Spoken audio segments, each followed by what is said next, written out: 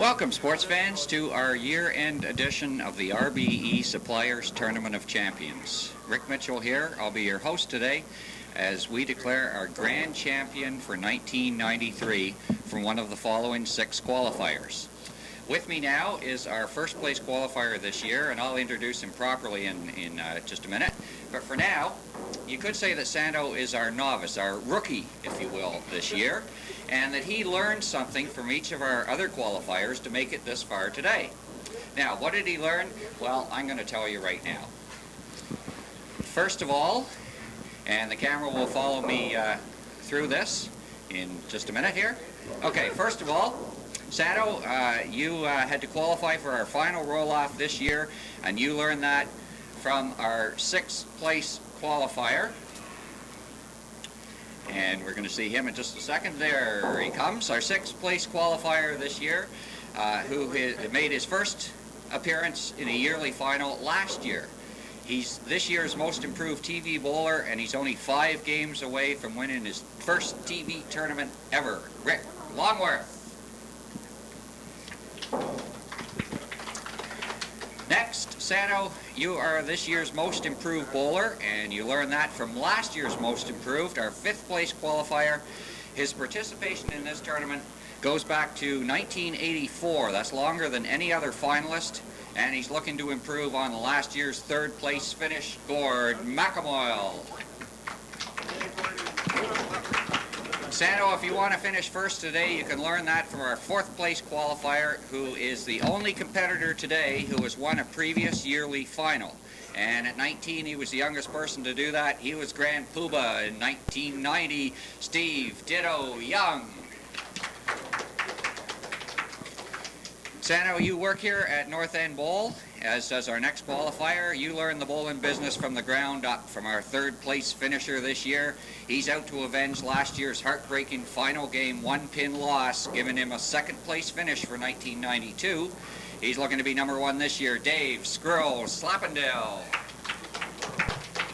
Finally, Santo, you bowled great this year to qualify, and you did that. You learned from one of the most prolific tournament winners ever. He's 2nd for 1993. He's making his 2nd appearance in a yearly final, and if he wins, this will be his 2nd TV tournament victory. Ernie, 2 times is better than 1, Tataran. And finally, in number 1 place in our qualifying round this year, the guy who we've had some fun with all the way through this, with 24 points and 1 game away from the title, Santo Chico Chiodo. That's our lineup, all here on Professional 5-Pin Bowling, coming to you today from North End Bowl, the world's largest 5-pin bowling center. And with me as co-host, our bowling analyst, somebody that all the bowlers, and me included, have learned from over the years, Bert the Coach Harding. Welcome. Hi, Ricky. It's a good day. Yeah. We've got somebody that's making his first appearance on the show, and somebody making has been like qualified you say, many years. We've only had one of these people as a past champion. Mm-hmm. However, all these other fellas are top-notch 250, 260 average bowlers. Yeah. They're all good tournament shooters. They all have done well to get here, you know. And I don't think we're going to have a bad game in the bunch. No. I don't see any real nerves in the group.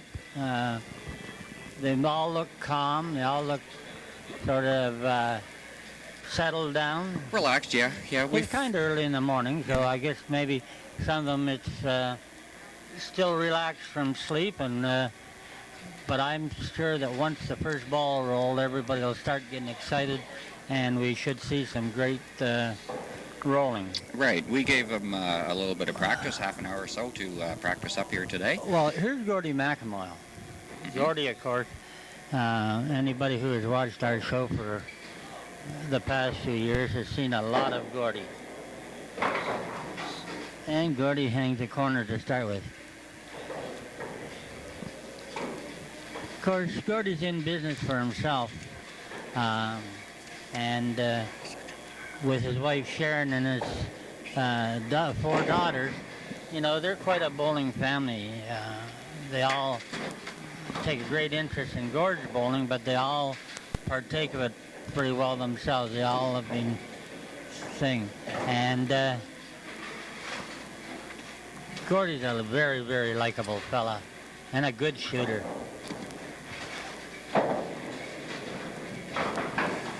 And Ricky Longworth starts right off the top. Like Yeah, I strike say, for they Rick. don't look too many nerves out there.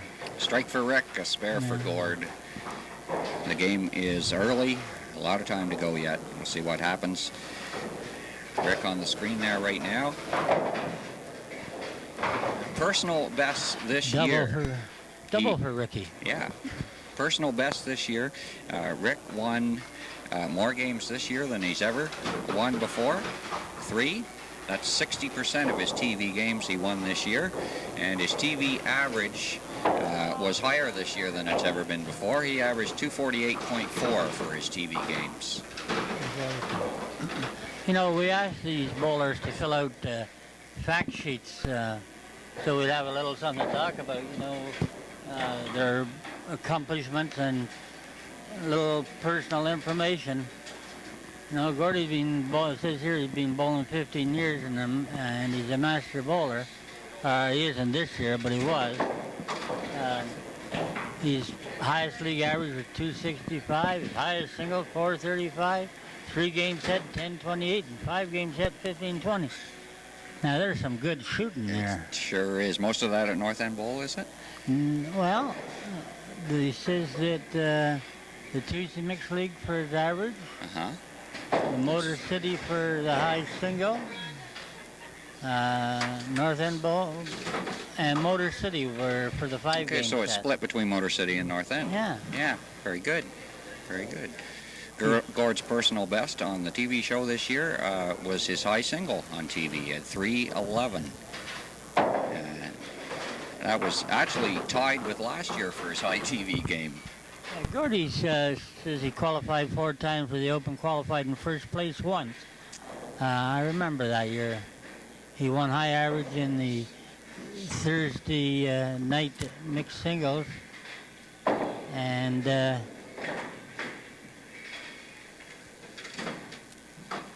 I like to look at this information and what they think themselves, but I know from watching these fellas bowl and paying attention to them that they don't have say enough that, oh, there he goes. Chop off, spare, and strike. Yeah, just one frame spoiling it so far. The rest are all strikes for Rick. And Gordy's had a right-hand corner pin, a head pin, and a hit. So the boys are on the mark.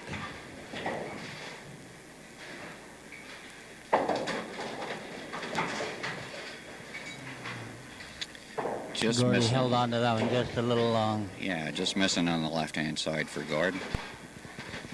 Just a little long in the holding it. Strike working. He'll be looking to spare this for the maximum count. Ooh.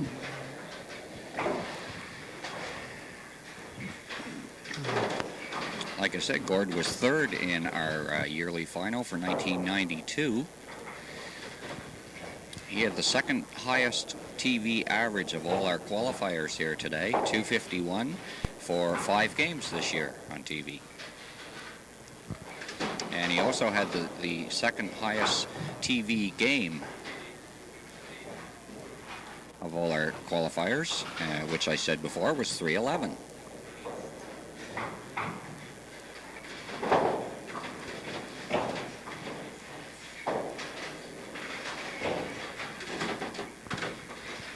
Gordy's getting away with a little, he's getting off to a poor start. However, this young man can throw a lot of strikes.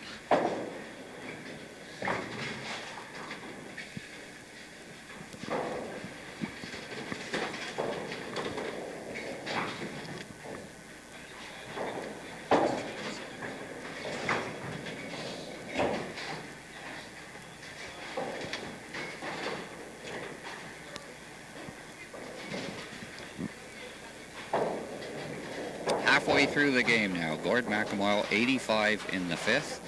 Rick with a strike working in the 4th. He's thrown in the 5th frame now, and we'll tell you his score as soon as he finishes it. That's twice he's been a little light on that lane. Rick has the second highest qualifying round average of our qualifiers this year, 250.4. He qualified 50% of the time this year. And as I said at the beginning, he's looking for his first victory ever. Dave. It's back there.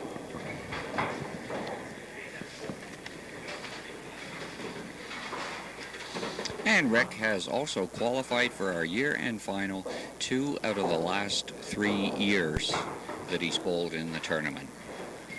He finished his 5th frame, that's what you just saw, and he has 150 to Gord's 85.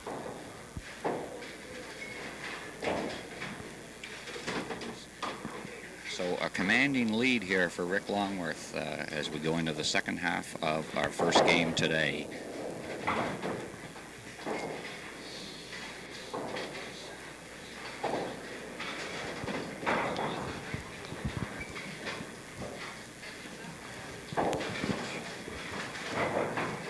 Yeah, but he gave Gord a chance. That open frame. Oh, Gordy's still lofting it a bit.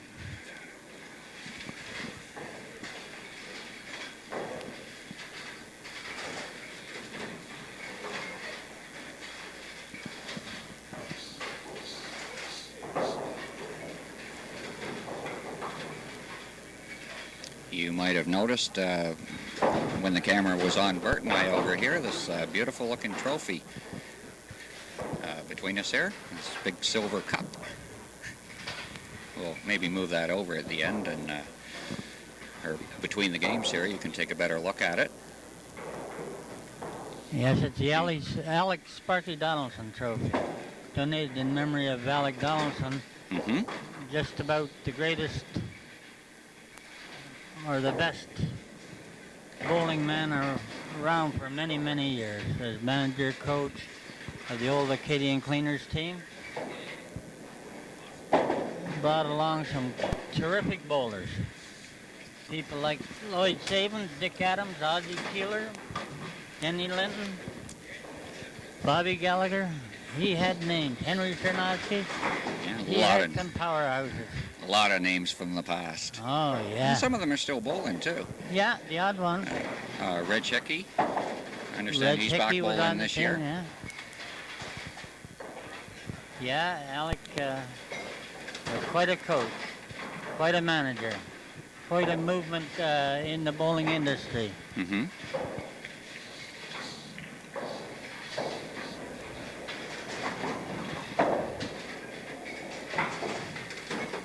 Alec was first president of the Master Bowlers Association in Ontario. Is that right? Yeah. Huh. So like I say,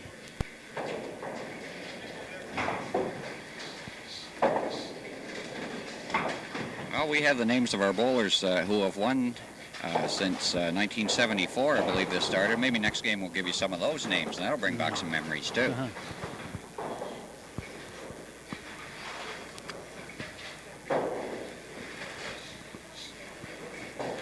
But right now we're in the 7th frame. Rick Longworth with a 55-pin lead over Gord McEmoyle. 180 for Rick in the 7th. Gord with 110 and a spare for his 7th frame.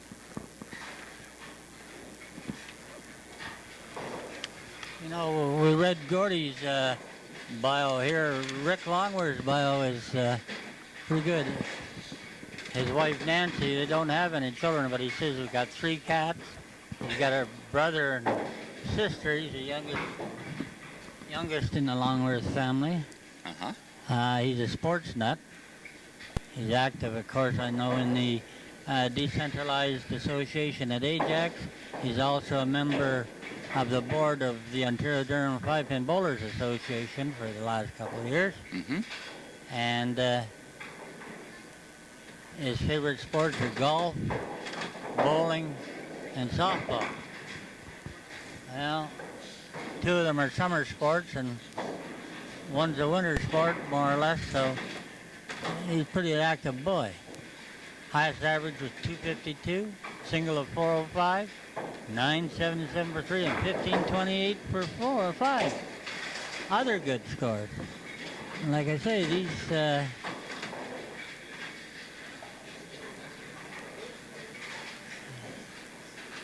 and he does most of his bowling at Ajax, so most of his scores are set in Ajax, but the 1,528 5-game block was set in the 1990, the 93 Dick Adams thing.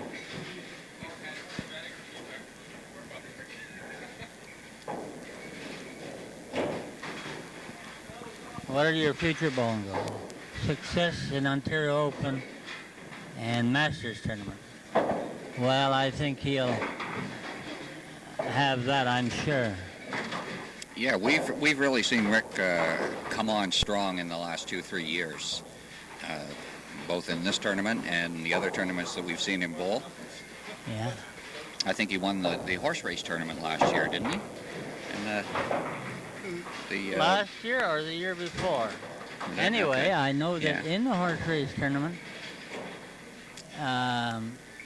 he rolled, what, 2 great big 300 games, 370s or something. Right. And he finished like a real gangbuster. I remember that. Fundraising for the Open. And I think he won the semifinal game or something, his qualifying game with 370, and he won the final game with about 360. He bowled tremendously. Well, Ricky's going to be our first game winner. Yeah, finished up with a great score there. Headpin spoiled it in his last ball, but he had 3 strikes before that. And he has, in fact, won the game. Gord just finishing up now. Most disappointing game for Gord. Long participation in this tournament, like I said, going back to 1984. The longest of any qualifier. And but Gordy had a ball that wasn't rolling. He wasn't rolling it today. As you can see, he's doing a lot of pulling on that ball. Of course, Gordy will be back.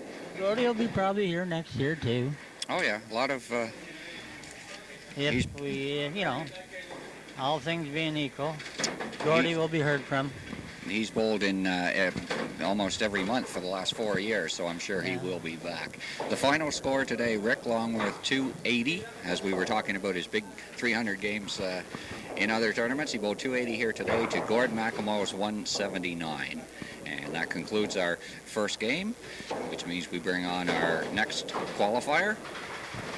And it will be the only person who has won a previous former yearly tournament grand champion for a yearly winner, Steve Young.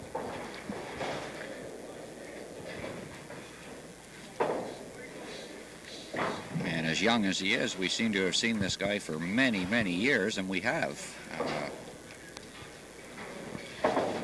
Made his first appearance on TV back in 1987.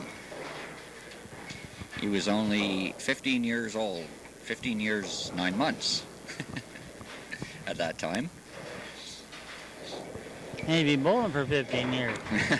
He's a master bowler. I think so, yeah. I find something very cute here, It says, other family members. And he puts down his brother Richard. Well. But, he has a mother and father, too. Well, supposedly, yeah, I so guess. He didn't list them. But only because our thing figured everybody was a married man or something, because it asks for wife, children, brothers, or sisters. Yeah. But it doesn't ask for mother and father. So, well, that's true, but his dad's name, Rick is his dad's name is Richard, too. So. Yeah, his father Rick is in the Scottish League. So, and brother Richard is active, too. A real active bowler.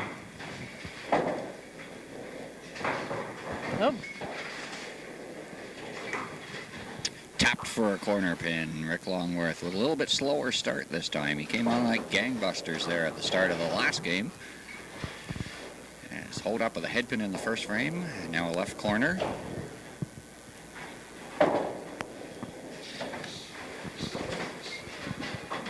If we follow the tradition of what Steve usually does, he's good for a couple of wins. When he first comes on, he seems to be able to get himself pumped up. And, you know, he usually lasts for a couple of games. That's what he's done in previous yearly finals. Ricky got that corner pin.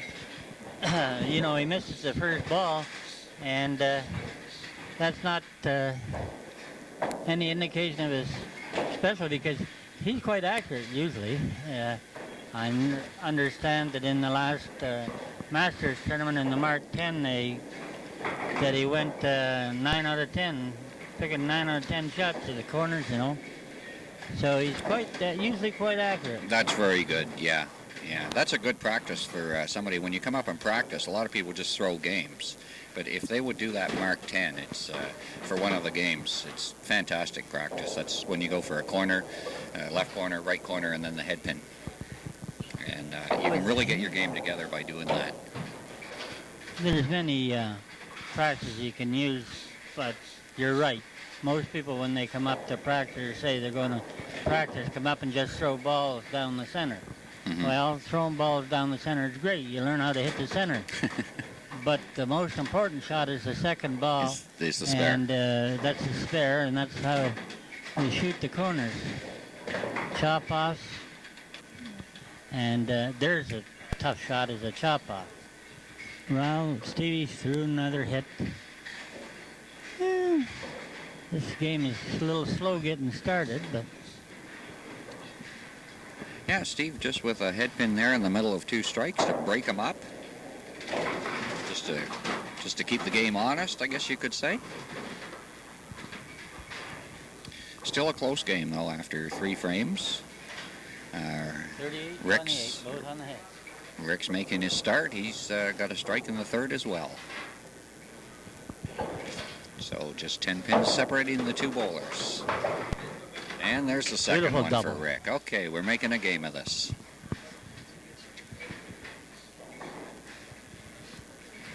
I said before that Steve has been on a lot of our finals and a lot of our regular monthlies. He has 28 games on TV, and he's won 14 of them and lost 14. So this is the tiebreaker today. Strike head pin, strike head pin.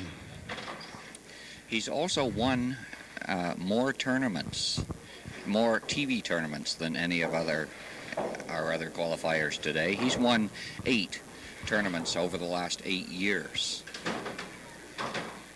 And he's the only qualifier to have won a yearly final, like I said before.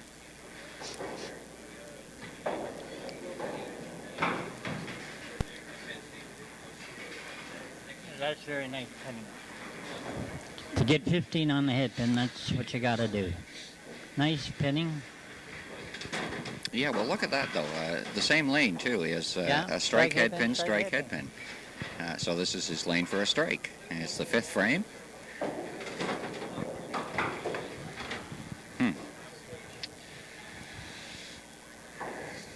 Steve now up in his 5th frame. We'll wait for Rick to throw his, and we'll give you the score at the halfway mark. I think he's starting to think too much about the game. He's not rolling the ball good. Yeah, normally Steve is a very fast bowler. He just gets up there, looks for a couple of seconds, and moves. And he normally he'll break the ball a little more than he's doing right now. But nice picking, nice pickup. Yep, that's what you have to do. Pick up every pin on the deck, especially when the guy you're bowling against is throwing strikes. You just pick up all your pins and hope for a couple of breaks.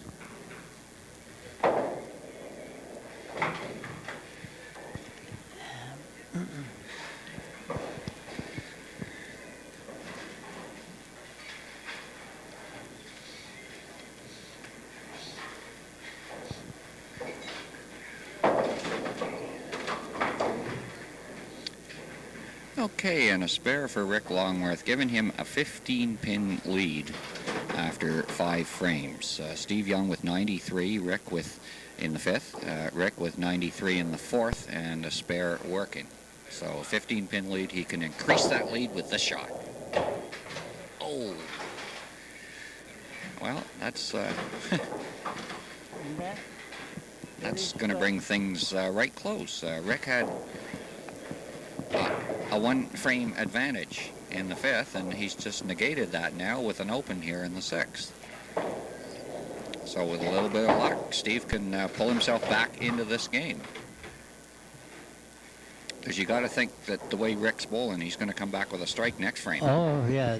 Both boys are pinning well, too. Yeah, yeah. Oh, and I say that, and he throws one by.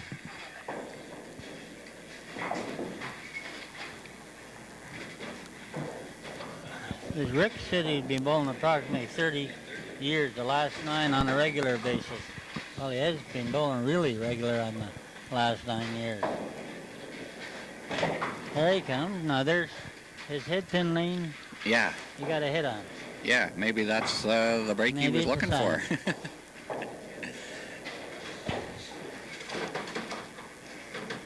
And this was his good lane at the start. We'll see what he does now.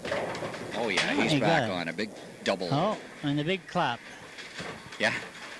Steve's highest league average is 270 in 1992-93. I remember that. One of the highest averages we've ever seen in recent years. Shot a 420 at Liberty Bowl in the Open qualifying. About 3 o'clock in the morning, I think. Yeah. No, he had a 400. It must have been a smaller one, but he did it at about 3 o'clock in the morning in Toronto once, I think. Oh, yeah. But no, this is in the Open qualifying round. He had a 973 triple, but he don't know where he did it. He don't know when or where. Well, I'd guarantee you that he had the 973 triple. It's just that Steve has a real memory for games he bowls. Yeah. He's probably had 2 or 3 up around that area, so he's not too sure of it. However, I can see he's probably trying to break that 1,000 mark too. He'll probably do that one day.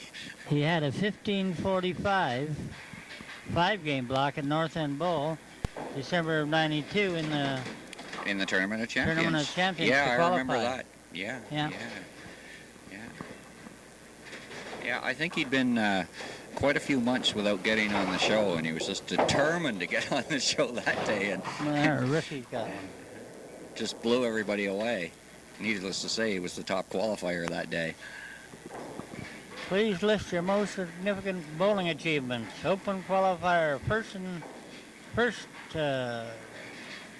he qualified in first place in '92 and '93. Youth Challenge in 1990, he was a singles provincial champion. Youth Challenge is being bowled as we speak, I think, in Ajax today.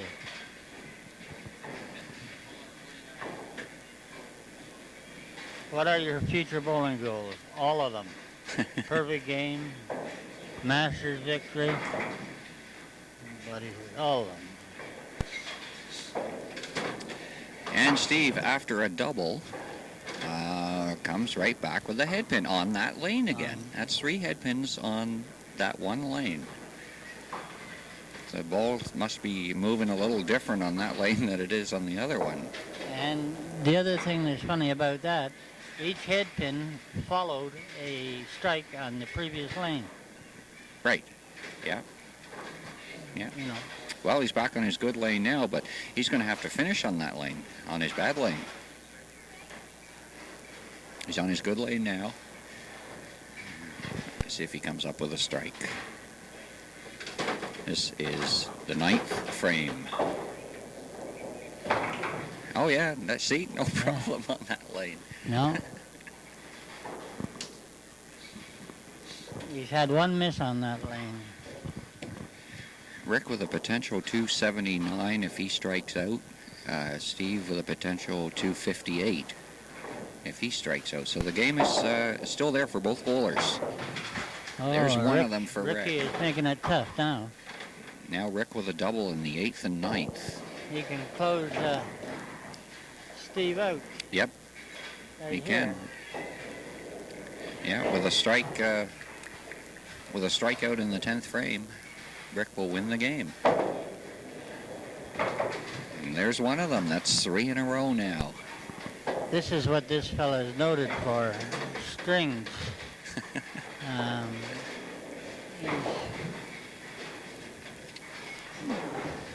He's quite accurate, but it's his approach, I think the first time I saw him that his approach, his delivery is one of the best. It's all straight, squared up, not off balance, not fast.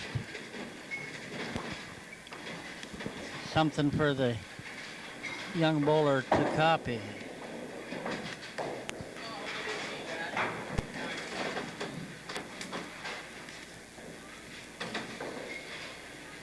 .260 gives him the win.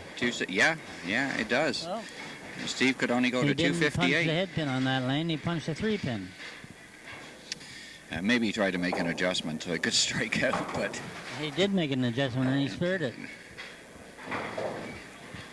yeah, good shot in the 10th frame for Steve.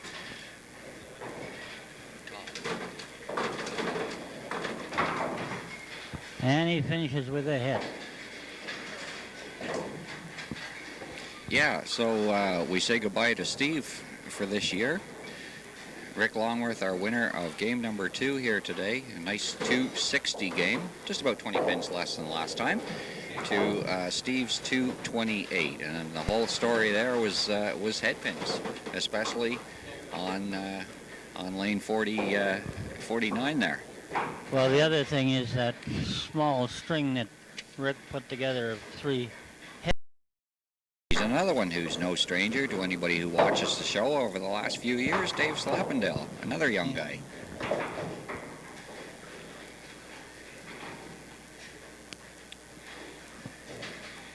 And Rick with a big start. Throws a strike this time. He started good in the first game, bad in the second game, and now good in the third game. And Squirrel, as they call him, is following right along. Yep. A strike for both bowlers in the first frame today.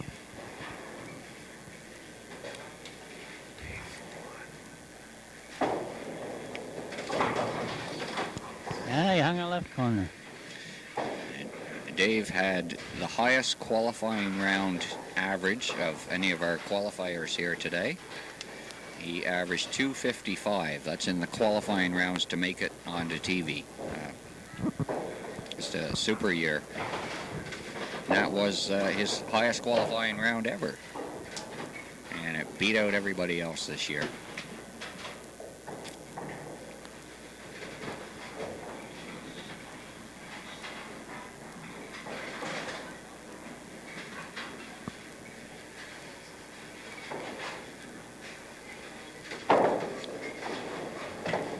Strike and a spare for Dave, and a strike for Rick to start, and a possible spare. It'll be all tied up if he spares this.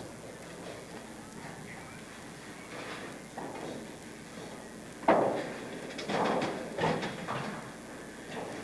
a little throw off.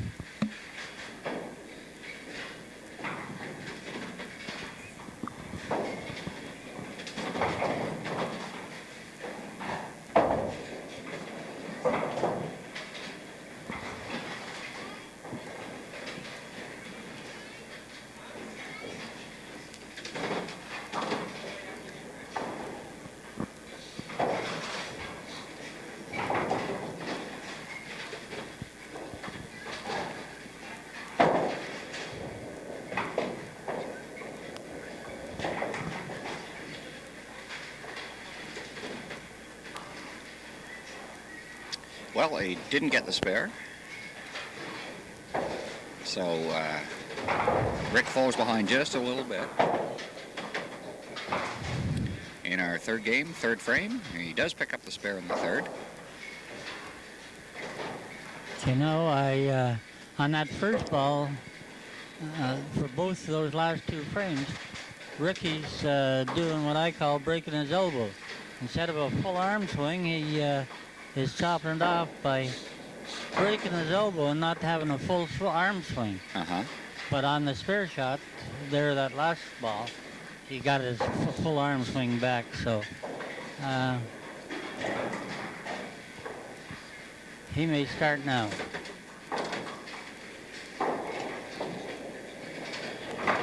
Oh, yes. Big double. 2 in a row for Dave Slappendale. Big double.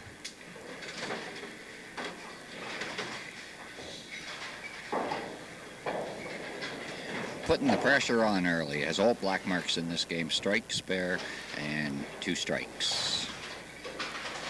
Rick with an open in the third and a strike in the first, spare in his third. Oh, and now a head pin. And a flipper.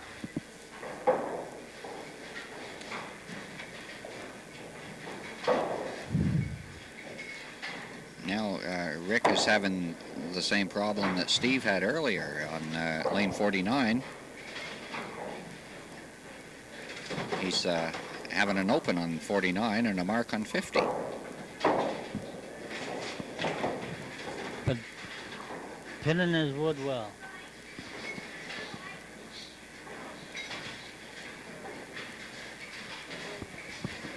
The type of ball that both these bowlers throw, they're not going to get tired early. Rick, like I said at the start, has to bowl 5 games to go all the way to the top, and he throws a nice, smooth, easy ball. Oh, now we're on a corner. And he can keep going for quite a while like that.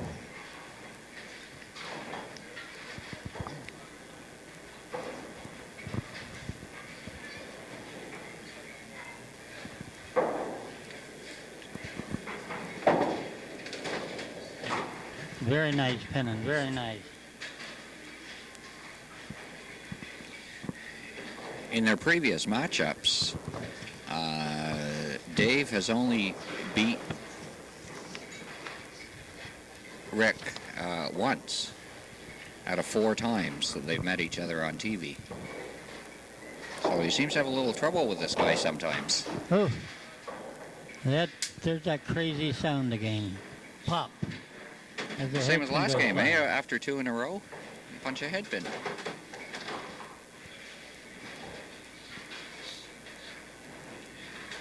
Dave, like I said, we've seen for many years around here. He won way back in 1988, the first YBC TV tournament that we had back then.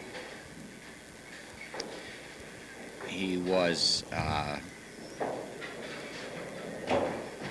5th in the YBC tournament in 1991, and he was 2nd, like I said, for last year for the Edo tournament. And he also holds the record for consecutive months qualified. He went from March to August of 1992 and qualified every month. That's quite an accomplishment to qualify for 6 months in a row. It certainly is, especially with the caliber of bowler that we're showing here on TV every month. Steve lists his highest average as 253 in 1993. High single game of 401. High 3 game set 966. And his high 5 game set at 1569. Most of that was all done in 92. That was his season, I guess, the 92-93 season. He's had 1 Masters victory. I think it was in the teaching division.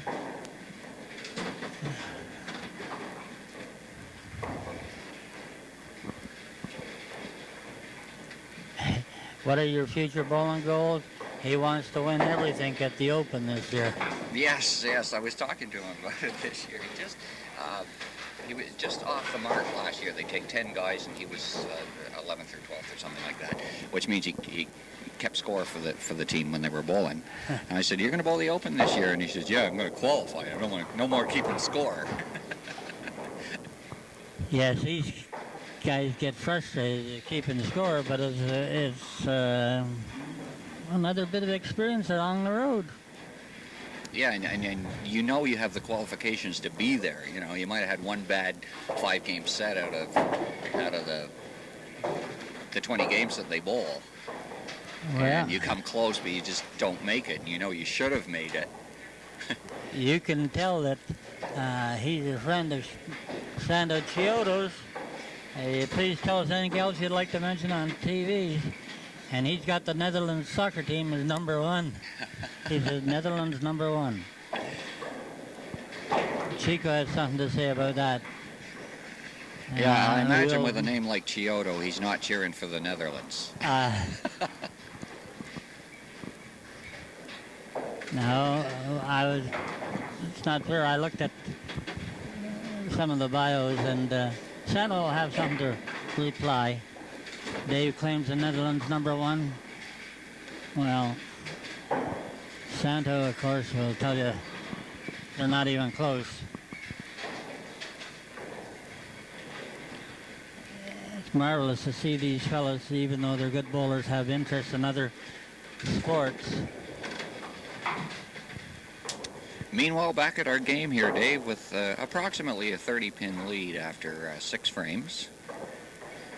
I know that both Mr. Chiodo and Mr. Slabendale are rabid Toronto Blue Jay fans and tremendous Toronto Maple Leaf fans, so they really like their other sports. There's another head pin for Rick.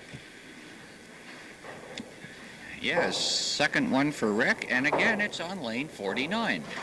We're going to have to change that. Maybe let him bowl on 48 or something. So just not breaking right on 49 for some reason.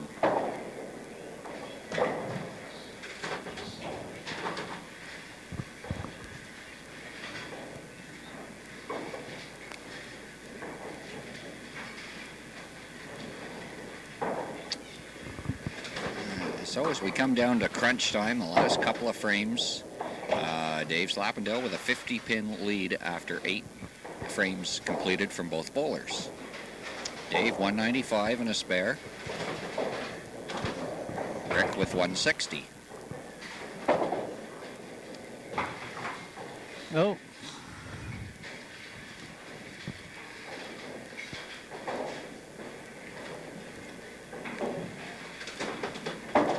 I don't know. Dave seems to have his game together this time. Well, it's not the kind of game he's winning, but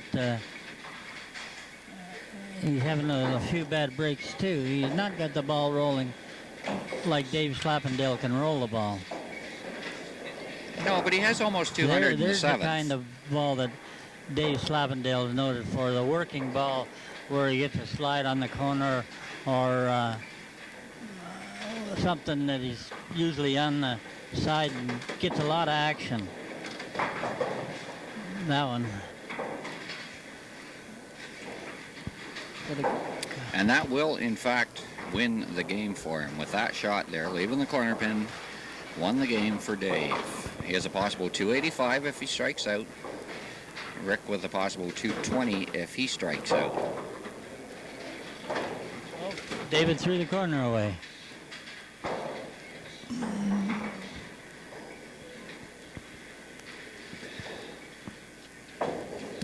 Well, I guess you could say he's lucky that he didn't need that one. And he didn't need that one, like I said.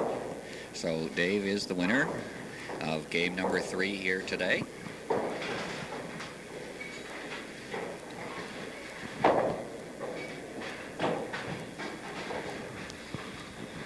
And a 3-pin pick for Ricky.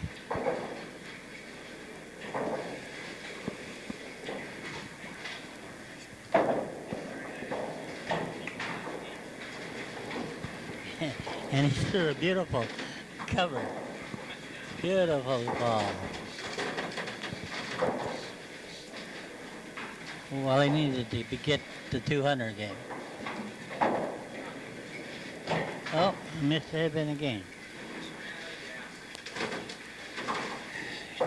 So as we And our third game today, Dave Slappendale, the winner, 268 to Rick Longworth's 195. And Rick had a good run there for a while, winning a couple of crucial games, big scores. Like I just heard him mention that he ran out of gas. Yeah, well, and after I said that he could go all day with that type of ball, too. But anyway, we have a long show today. We have another 3 games to tape, so we're going to change our tape, and we'll be right back in just a few seconds with the last half of our 1993 yearly final.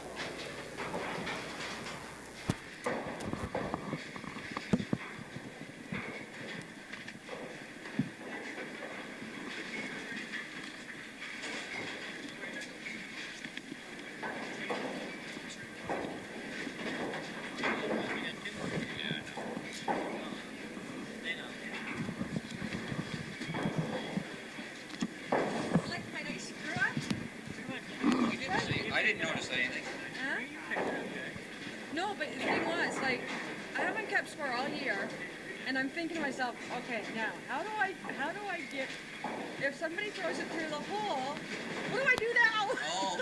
And you see, did it wrong. I had to hurry back and correct it before they finished bowling. Well, then I missed what McEnroe got on his last ball. Oh, I never noticed. See that, Bob? We haven't started it yet.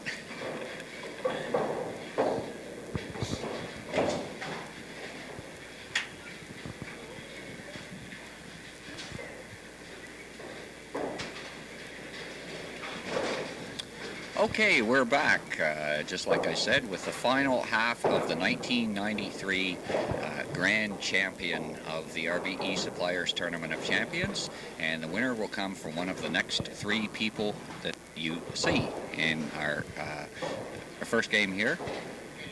In the 4th game today, it will feature Dave Slappendale against Ernie Tatarin. If you're just joining us, our first 3 games today, or the first 2 anyway, belong to Rick Longworth. He knocked off... well, the young man's off to a fast start again. Starts out right with a hit. Rick knocked off Gordon McEmoyle and Steve Young before losing to Dave Slappendale, the guy you just saw throw the first frame. And that's where we are so far today. I was wrong at the end of the first half. We only have 2 games remaining. Well, this is Ernie Tatarin, better known as E.T. And Ernie and his wife, Marilyn, have 2 children, Jennifer and Adam. His hobbies are running and cycling, and don't he look it? Yeah, he certainly does. Yeah. He looks like a speedster. Not an ounce of fat on him, right? He does look like a cyclist or a runner. Yeah. He just had that open frame. This fella, of all our bowlers, has the best credentials, I think, of anybody. I say that because of everything that he's done it all over Ontario. Yeah, exactly. Like his highest league average at 263 was set at April Lanes in Scarborough. His high single of 415 was set at Agincourt Bowl in Scarborough.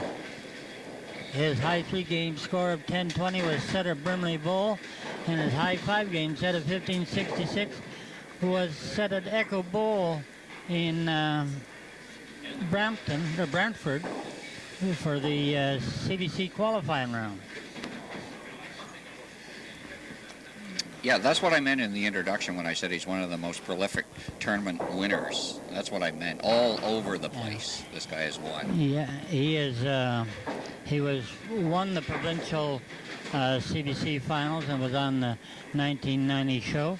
He's had 3 Masters wins, 1 in Ottawa and 2 in Hamilton. So as you can see,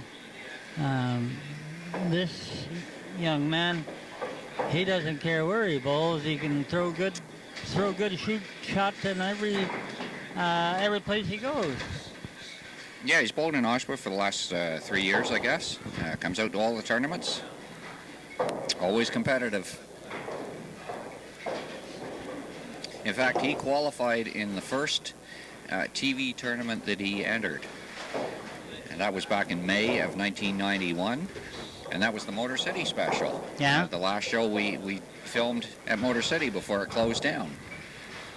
In fact, the owners were just waiting for me to have that tournament so they could close the building.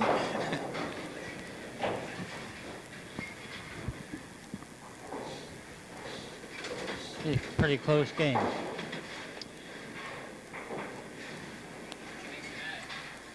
Yeah, Dave starts with a strike, comes back with a couple of corners, one left, and now the right corner. Oh, there's the bad shots. He's missed both of them now, yeah. Doesn't hit either one.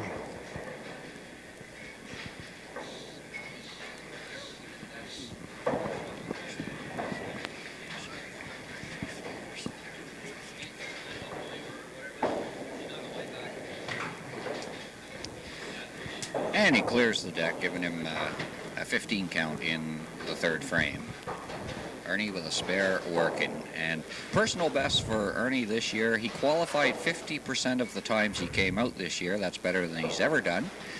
His high game on TV was 375. That was his highest ever. What a shot. Oh, Aces. aces. Sure, but he just murdered that shot. He won 67% of his TV games. That's better than he's ever done. And his TV average was 276.7. That's the highest TV average he's had over the past 3 years. Yeah. He did that over 6 games. So it wasn't a case of just coming in and bowling a couple of big ones. No. That's over 6 games. He averaged 276 on TV with the pressure. So that's pretty impressive. And that 375 single he had was the highest TV game of all of our qualifiers this year. So a very good year for Ernie. And I like the ball he throws very much. He's the proof that the backup ball will work on practically any lane you want to throw it on. Uh-huh.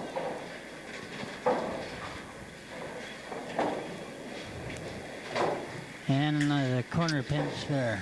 Yeah, he spared both corner pins this game, so he's on.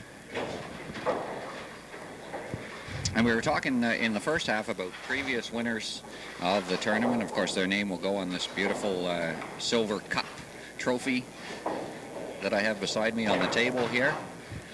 And we started the tournament back in 1974. Bert can give us some of the names. This is going to bring back a lot of memories. You know, the first winner was Jimmy Parker. Uh-huh. Jimmy came out of the West and Port Perry way. Jimmy, I think that was the year that Jimmy bowled for me in the Open in '74, and he was quite a shooter. Well, he dominated for quite a while here, right? He did. Had some great battles with Dave Bishop.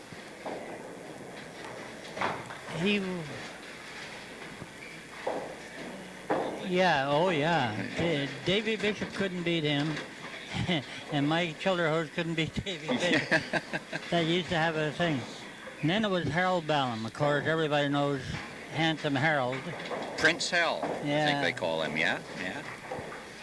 Came out of PEI way, and then one of the fellows that I think was one of the finest bowlers, finest gentlemen around was Dougie Bryant. Dougie was chosen on the World's All-Star team when we went out to the Canadian Championships in '75, and he followed up the next year by winning the RBE Suppliers Championship. Yeah, Super Bowl. I remember bowling against him back in the 70s. And then Ronnie Butler had one of his many. Wins. Elio Chiodo was the following year, and his son is trying for it this year. Yeah, exactly. Was it 10 years ago? Or is it 10 years 83? ago.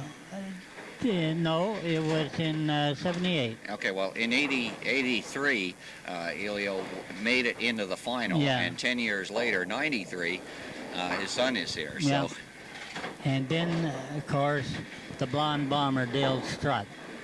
He won it a couple times. His first time back in 79, Ronnie Butler again in 80, Dougie Bryan again in 81, Ronnie Butler in 82 and 83. talk Joe about Bartlett. dominating the tournament, Ron Butler for a while. Oh, yeah, Joe Bartlett Yeah. in 84. Kim Jones, our only lady winner in 85. Dale Strutt again in 86. Ronnie Etcher, the Bowmanville Flash. Right. He won it in 87, 88, and 89, of course, with Stevie Barker. Yeah, that the was power. his big years then, yeah. He's a kid that throws a super ball. And then, of course, it was Stevie Young, Billy Lyon, and A.J. Cunningham. Last year, right. Yeah. Right. So as you can see, AJ was the- just a little bit off the pace this year for making it into the final, the too. winners have been the elite of our local bowling association. And Yeah, we've except- had some great names. Except for perhaps right at the start of that list, almost everybody watching today would remember those people. So, Jimmy Parker, of course, I think at that time won the Winter Prize tournament 2 years in a row. Won the is that big right? color TV Oh, 2 years boy. in a row. Yeah. Yeah. Okay, back to our game here, and it's a close one. In the fifth frame, there was only 16 pins separating our two bowlers. Dave Slappendale with 98, Ernie DeTerran with 82. Then Ernie punched a head pin in the sixth frame. And Dave missed with the first two balls. Has an open for 113. So there's only 16. There's still only 16 Point. after six frames. Yeah, yeah. So not even a marked difference between the two bowlers in our second last game today. It's anybody's ball, anybody's game. Dave with a possible 293, Ernie with a possible 277. Dave hung a beautiful corner. Dave is yet to spare a corner pin this game. We'll see if he gets this one.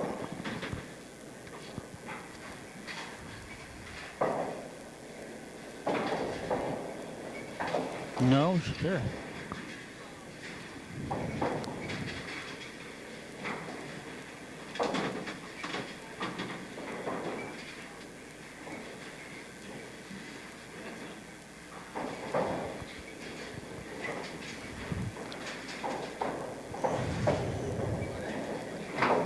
And those corner pin misses have cost him approximately 45 pins so far. Could be the difference in winning or losing here this game. Dave's still with the lead, but if Ernie ever catches fire, look out. He's going to be kicking himself for missing those Yeah, corners. Ernie hasn't thrown a strike yet. But if he does, the lie will be one of many. And that is Ernie's first strike. You realize that? He's had a couple of right corner pins, a set of aces, a head pin, and a couple of opens. He finally caught fire in the seventh frame. Now, that was his first strike, and Dave Slappendale hasn't had a spare yet. Yeah, right. Oh, Oh, and there's a two double. in a row for Watch Ernie out, DeTerran. He's got it working.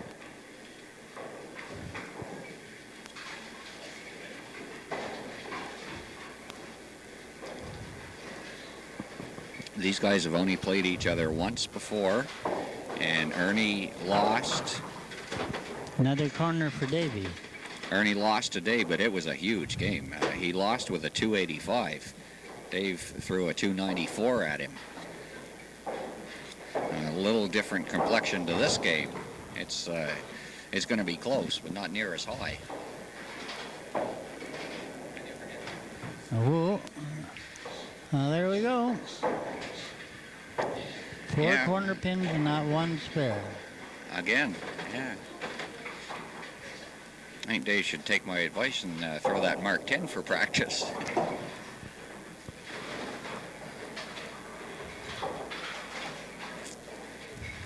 So talk about a close game. After 8 frames completed from both bowlers, Dave Slappendale with a 1-pin lead, 143 to 142. I see him bouncing that ball off his chest or hitting himself in the chest with the ball, trying to wake himself up, I guess, which is a copy of Steve Barker's way of getting even with himself. He bounces it off his chest. Oh. He don't hold on to it. He throws it at his chest. Yeah. When he gets upset with himself. I remember when they used to have the green mats at the back of the approach, and people would bounce it off the green mat when they were mad at themselves.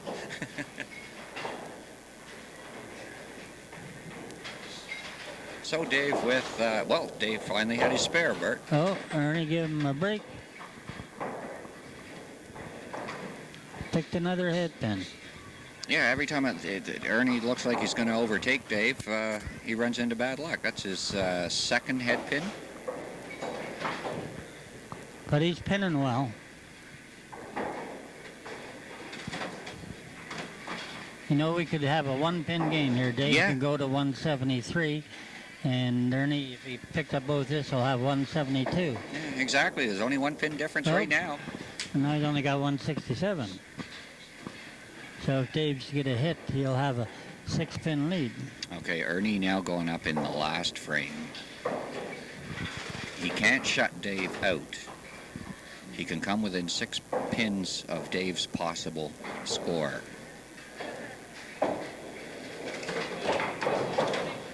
There's one. Yeah.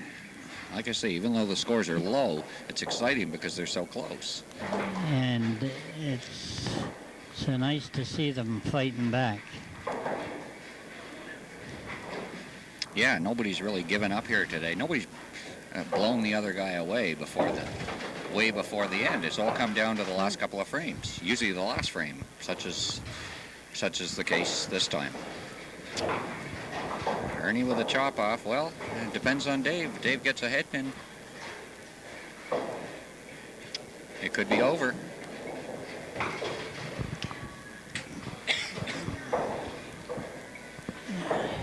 A spare for Ernie for his last shot. It all depends on Dave Slappendale. He's got to do what Ernie did. He's got to get a strike spare. Yeah. I say if he punches a head pin, it's over.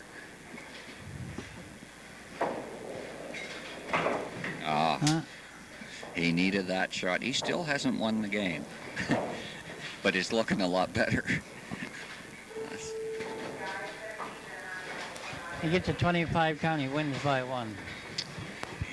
Needed that shot. He bore down right in the pocket. Didn't get tapped for a corner pin. Oh. 20 count. He wins by 3. Well, he did get tapped for a corner pin that time, but it was enough to win the game. He wins by 4 right now. He can win by 6.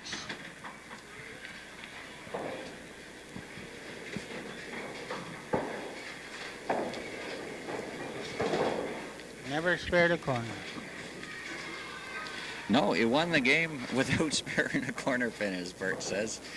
So at the end of the game, Dave Slappendale is the winner, 201 to 197. Just a 4-pin difference. Talk about close games. Even though the score was low, you don't get any more exciting than that. Dave knew what he needed at the end, and he went out and did the job. And so he's the winner of our 4th game here today. We only got one more. The winner's name will go on this trophy, just like we were talking about. And we got a couple of friends bowling this game, Bert. Yeah, very close friends. Uh-huh. I don't know if they're going to split their winnings or not here today. I doubt it. I doubt it very much. Both names can't go on the trophy, but they could split their tournament winnings. We'll ask them that maybe at the end. Here he comes. Chico starts off with a big strike. He ended up in first place this year. And talk about personal best. This was the best year he's ever had in the tournament. He's bowled for 4 years. He just blew everything away. His high single in the qualifying round, 321, 1340 for 5, 250 average he averaged in our qualifying round this year. He qualified 4 times out of 6. He won, or that's 67% of the times he came out, he qualified. He had 8 TV games, high of 305. He won 6 out of the 8 games. That's 75% of his TV games he won this year. He only lost 2 of them, and his TV average was 262.8. So just a super year for this guy. That's why he ended up on top.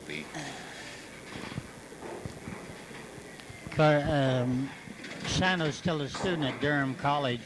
He works here after schools and that in the maintenance.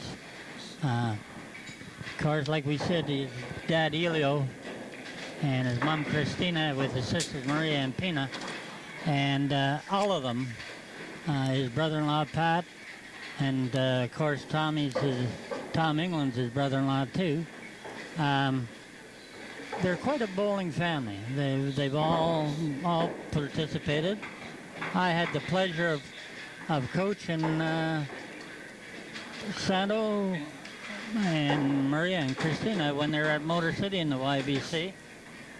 Right, yeah. And his highest league average 263 in the men's majors in 92.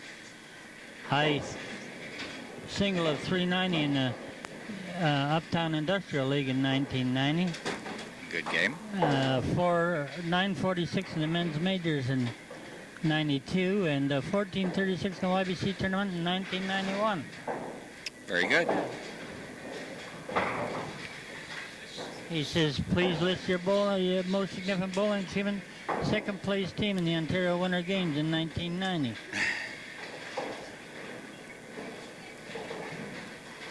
Yeah, he's the 90s are his decade. He started slow in YBC, but boy, he's sure come alive in the last 2-3 years here. What are your future bowling goals? Well, naturally, like everybody else, to bowl a perfect game, and he says to qualify first in this year's monthly tournament final. Yeah, of course. He wants to win today. And of course, like I said, he is a sports nut too. Please tell us anything else you would like to mention on TV. Italy beat Portugal 1-0 for the 1994 World Cup. And the Leafs are number 1 in the league. And of course, the Blue Jays are world champion. He is a great sports fan. I think his soccer team is AC Milan. And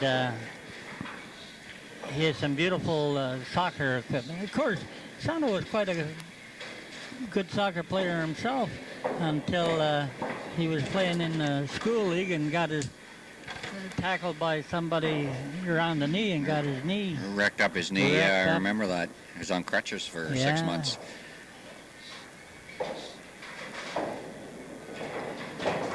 Yeah. Oh, take no prisoners. His other major accomplishment this year, he's one of only 12 people ever to win consecutive tournaments. He did it in July and August of this year, and there's only been 12 people since 1983 who have done that.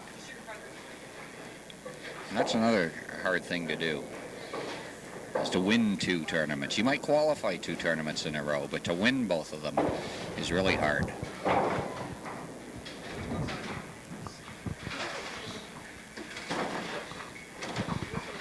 So after 4 frames completed, 43-pin lead. He pressed the wrong button.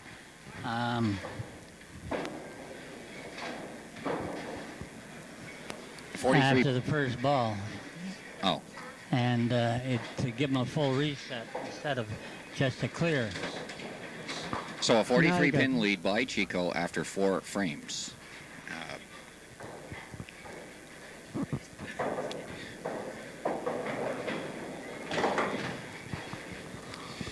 Dave a little bit steadier this game.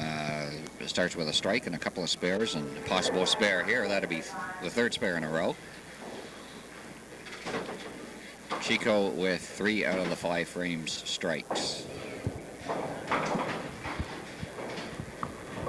Well, this is 3 spares in a row for Dave, so if he keeps doing that and then catches fire in the last half here, he's got a good game going. A possible 337 to Chico's 361 if he strikes out.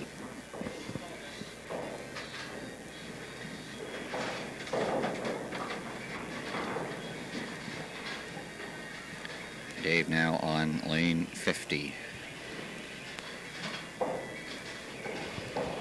Looks like we got a half cycle, what we call a half cycle in the machine on 49. We'll get it fixed shortly.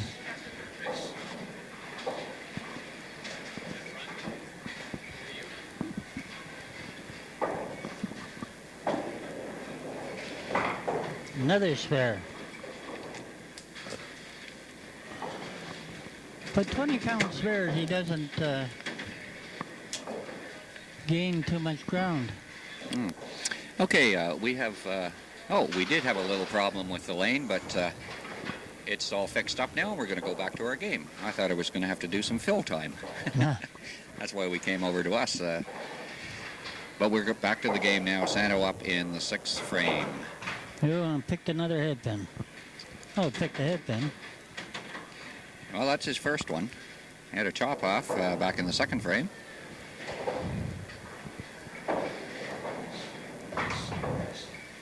Nice pinning. Very nice pinning.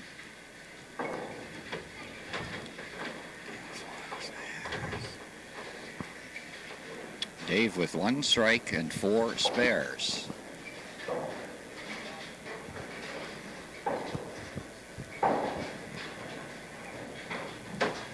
Santo waiting for his ball to return. Santo throws the new ebonite or new urethane. Oh, he's got balls. that kind too, does he now? Yeah. He throws a new urethane ball, which is... Well, they're certainly doing a good job for him if we want to recommend the ball. And look at his scores. I do recommend it for anybody that bowls does a lot of bowling, going to do a lot of tournament shooting. For the average bowler, they're too expensive, but are they good for the wooden lanes as well as they're good for any lane. The surface we have up here? The surface on the ball is much like you hear the pro 10-pin bowlers talking. Right. Usually the ball that they throw first to make the big turn is a urethane ball. And then when they want the ball to straighten out a bit, they go to the hard-covered plastic or hard rubber ball to keep it straight. But the urethane is the best moving ball. But for years, the only thing available was the hard rubber. The ebonite. Yeah, and they could do wonders with that. But I guess everything changes, conditions change, and balls change, pins change. We have plastic pins now. The game is always trying to progress forward.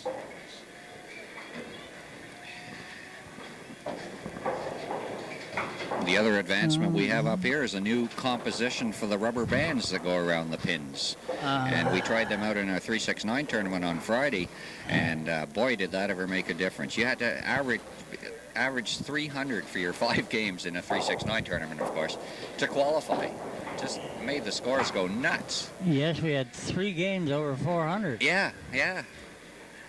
Beautiful scoring. So come on up and try that. The new bands that we have around the pins, I think you're going to see a difference in your scores. Everybody's going to go up this year. Like my wife said in her column a little while ago on the personalities of when she was talking about Tommy England. She said he'd always be at the forefront of any new development. Well, the new development on the rubber band is his, but then he had a new one started last night called Rockin' Ball. Yeah. And I happened to work last night, and the Rockin' Ball we turn the lights a little low out over the lanes, but the lights are on the pins and in the approach, and we have the music playing, and it's quite good. Very reasonable cost. You can bowl from 10:30 till 2:30 every Saturday night for $25 a lane. You can have 6 people on the lane, bowl as many games as you want between 10:30 and 12:30 for $25. That's a real good party night. It's a real cheap entertainment. Well, that's good. And you had the pleasure of working the first one. Did you blow your eardrums out? You know, Almost. I was maybe being as old as I am, I was a little worried about that at first. But once we got everything going, and where I didn't have too much work, where I could sit back and watch the people enjoying themselves, I got to admit, I got caught up in the music, and I found it. After a while, I found it enjoyable. So, while it first seemed like it might be noisy and hard on bowling, it turned out to be quite nice. Well, that's good. That's good. There, David finished 225. Unfortunately, I don't think he can win. No, Chico is the winner for this year. Dave lost it when he got the right-hand corner in the 10th frame. So Chico knows that he's already won, and he's just finishing up That's his their 10th ball game, frame. 226 in the 8th. Uh-huh. Thank you.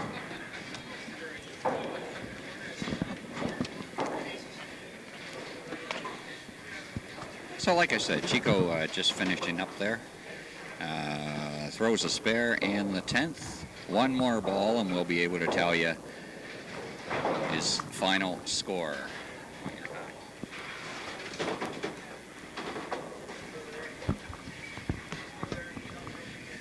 So, like I said, Chico is the winner for 1993.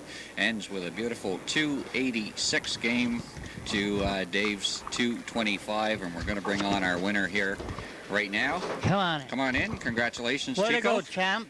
Way to go. Now you followed in Daddy's footsteps, eh? Dad did it once. His name's on there. Now Yeah, you're back on there. in 77 or 78, I think it was, and now Hey, you're folks, on here for 1993. I got to put my hat on, Rick. Says, Yeah. pay no attention. This show will be on in December, or maybe the beginning of January. So if you're watching in December, Merry Christmas, and January, Happy New Year. That's what the hat said that you almost got on there. Anyway, Chico is the winner this year of the Alex Sparky Donaldson Memorial Trophy. Your name will go on there. You get to carry that around for the next few minutes. Thanks. Anyway, you said you were going to do it. Italy beat Portugal 1-0. Dave says the Netherlands are number one. And I said, I'm sure you had an argument to give them on that. And the Leafs are in first place. Everything's going good right now. Blue Jays won. Your sports teams are all doing real well, eh? Yep. How's AC Milan doing? First place. See?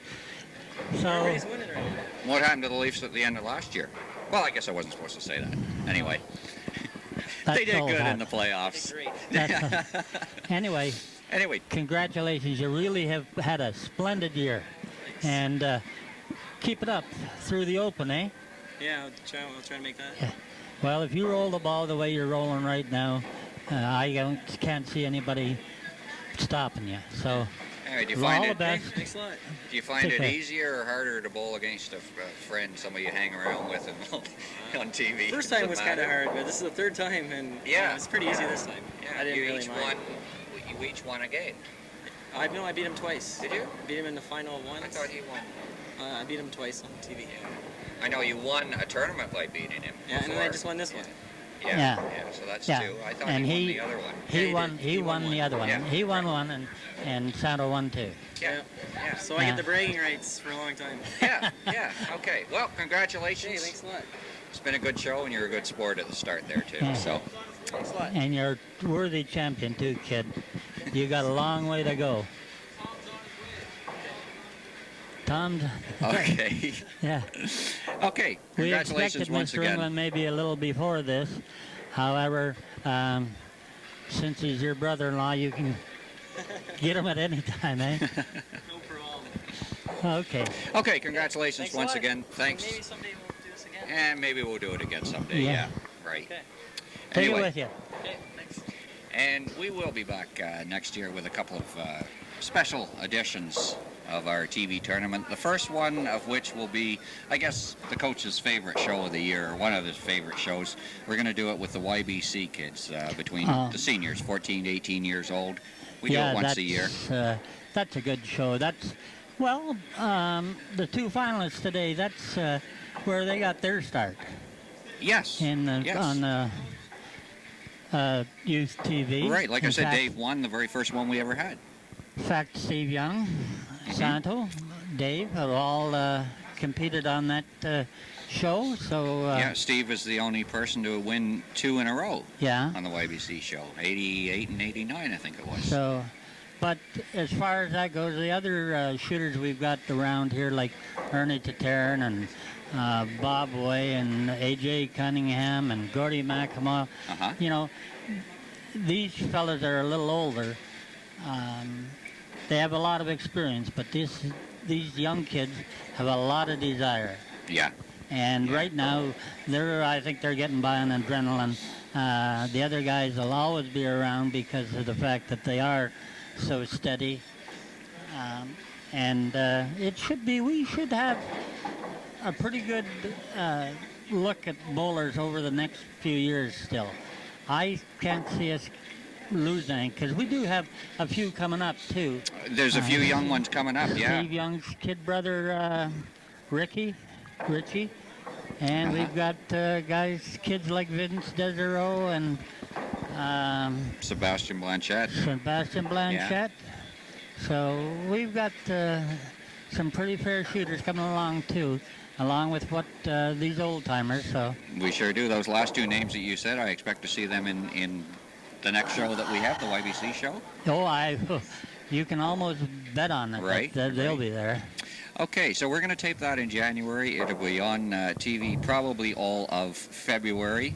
I'd like to thank Rogers Cable for showing our show over the years, and thank all our helpers, Bob Marsh on the camera today, Wendy Harding doing the scoring, just like old times, and of course Bert doing the color commentary for the last 5 years. It's been a pleasure working with you, and we'll see everybody. Thanks for watching, and if you're watching in December, Merry Christmas. And we're watching in January, Happy New Year, and I hope it is a good year for everybody. Yeah.